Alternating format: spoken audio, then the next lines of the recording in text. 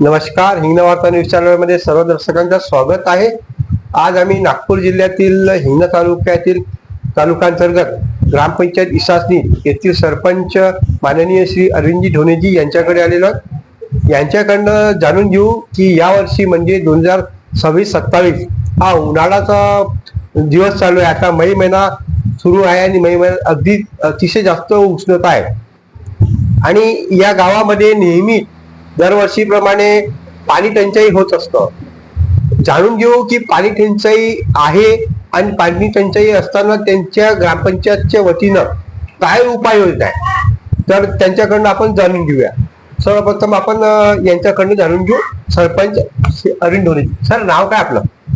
मी अरविंद सुधाकरराव ढोणे, सरपंच ग्रामपंचायत इसासनी वागदरा।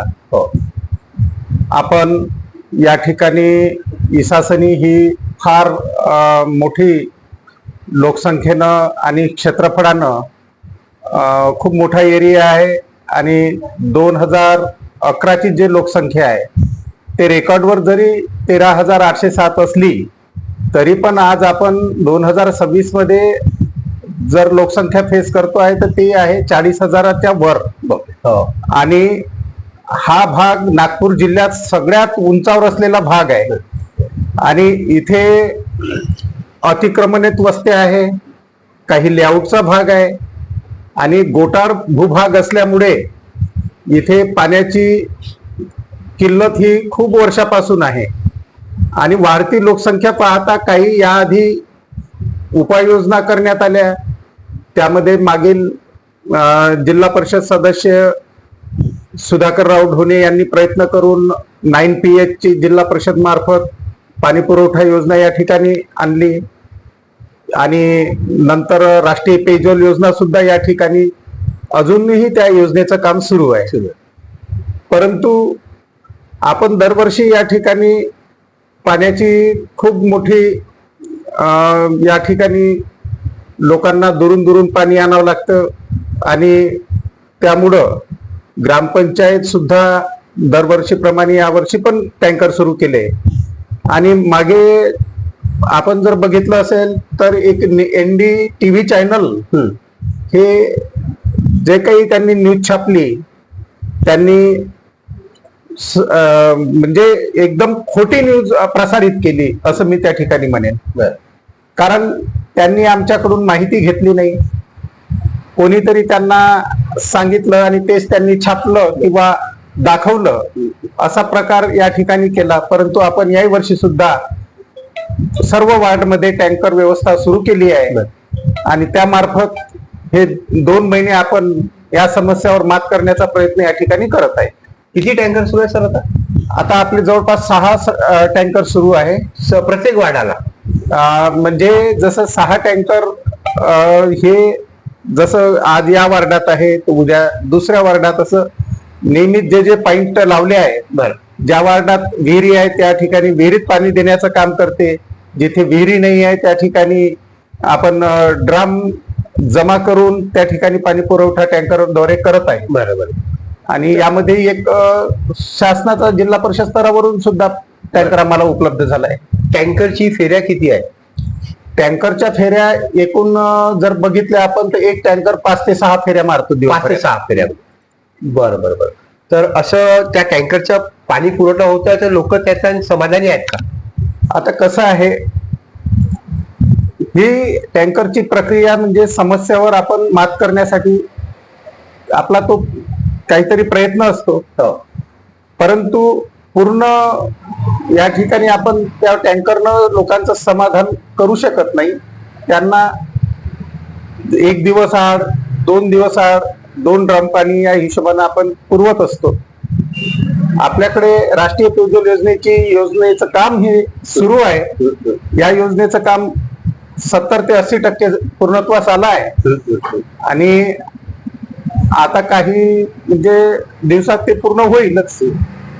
त्यामुळं पाण्याची पुढे समस्या ही अशी राहणार नाही। साहेब, ही जलजीवन मिशन योजना मला वाटते मागच्या 3-4 वर्षापासून सुरू आहे। हो, याचं जे कालावधी होतं, ज्या ही योजना जी ठेकेदाराला दिली होती परिपूर्ण होण्याकरता त्या कालावधीची झालेली नाही, त्याचं नेमकं कारण काय? ही योजना 2017-18ची आहे. हो. त्यावेळेस आपले मुख्यमंत्री पहिल्यांदा देवेंद्र फडणवीस जे बनले आणि जिल्हा परिषद सदस्य आमचे वडील होते धोरे साहेब आणि आमदार समीर भाऊ मेघे.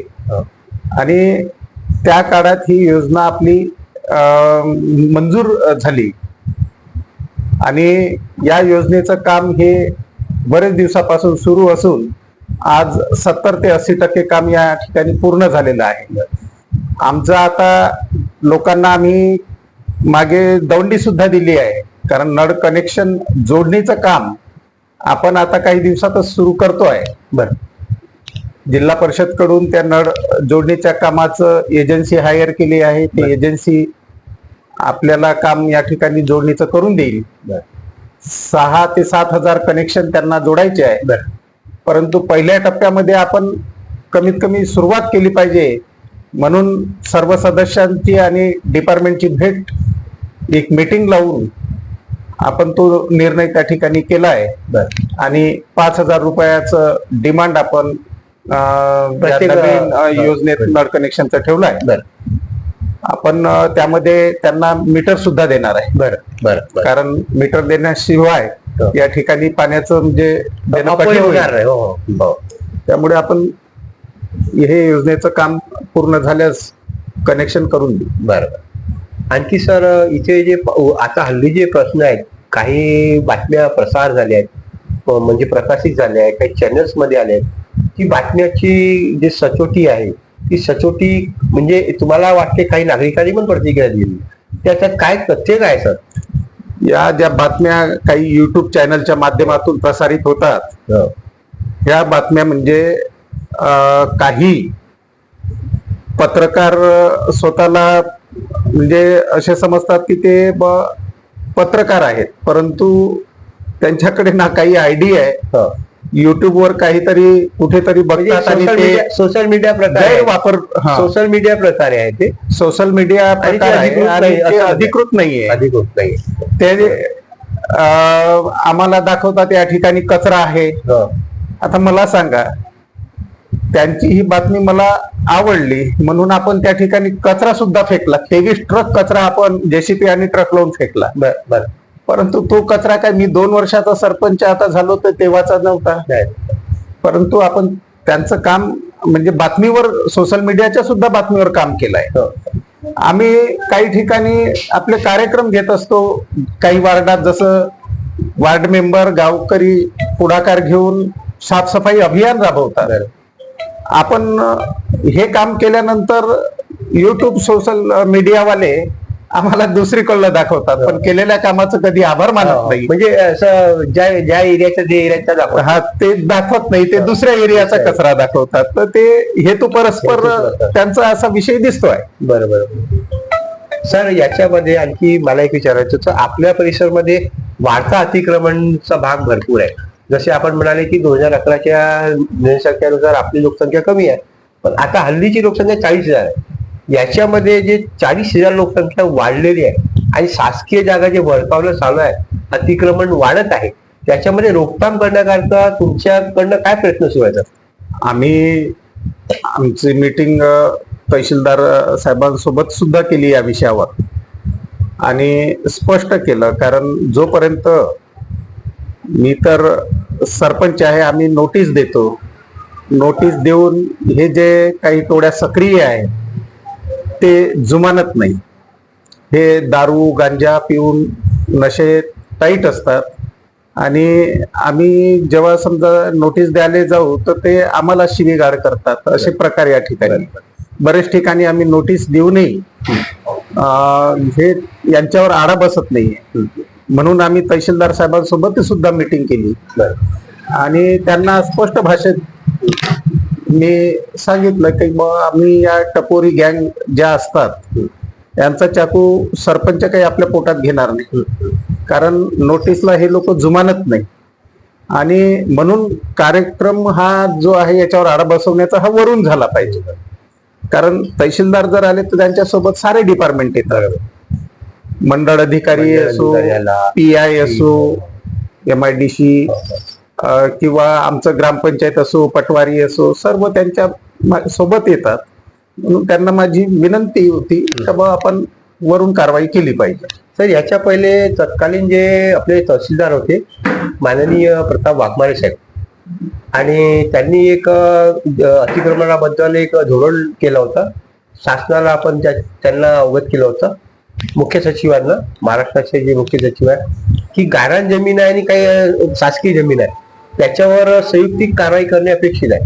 तसं शासनाचा जिया सुद्धा आहे, तरी सुद्धा कारवाई होत नाही.